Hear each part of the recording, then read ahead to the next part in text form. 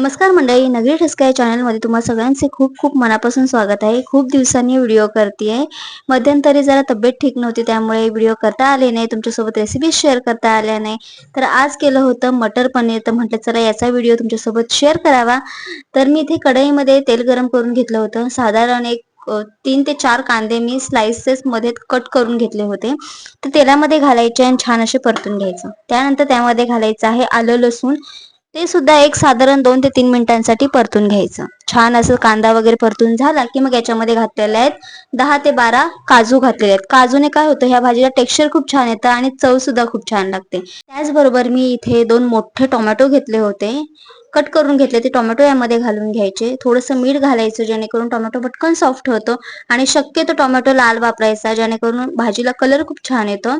झाकण ठेवून एक साधारण 5 ते 7 मिनिटं टोमॅटो छान असं सॉफ्ट होईपर्यंत परतून घेतला. त्यानंतर हे सगळं मिश्रण मी एका भांड्यामध्ये काढून घेतलं, थंड करून घेतलं. आता याची पेस्ट करून घ्यायची.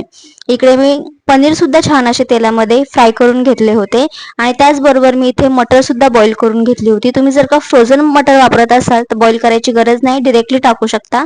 त्यानंतर इथे मी कढईमध्ये एक साधारण 3 ते 4 चमचे तेल गरम करून घेतलं. त्याच्यामध्ये अर्धा चमचा जिरं घातलं.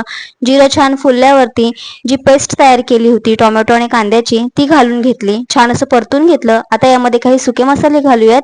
तर याच्यामध्ये मी घातलेले आहे हळद घातलेली आहे, त्याचबरोबर काश्मीरी लाल मिरची पावडर आणि जो आपला घरगुती कांदा लसूण मसाला असतो तो घातला होता.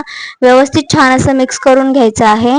तेल सुटेपर्यंत आपल्याला हा मसाला फ्राय करून घ्यायचा आहे. मसाला छान फ्राय करून झाला की मग याच्यामध्ये परतून घेतलेले पनीर घालायचे आणि बॉईल केलेला वाटाणा घालून घ्यायचा. व्यवस्थित मिक्स करून घ्यायचं. आता यामध्ये पाणी घालून घ्यायचे. तुम्हाला कितपत घट्ट किंवा पातळ हवी आहे याची ग्रेव्ही, यानुसार तुम्ही पाणी इथे कमी जास्त ऍडजस्ट करू शकता. चवीनुसार मीठ घातलं, व्यवस्थित मिक्स करून घेतलं आणि छान असं उकळून घेतलं. तर छान असं मस्त आपलं असं हे पनीर मटर पनीर तयार आहे. तर नक्की ट्राय करा. व्हिडिओ आवडल्यास लाईक शेअर सबस्क्राईब करा.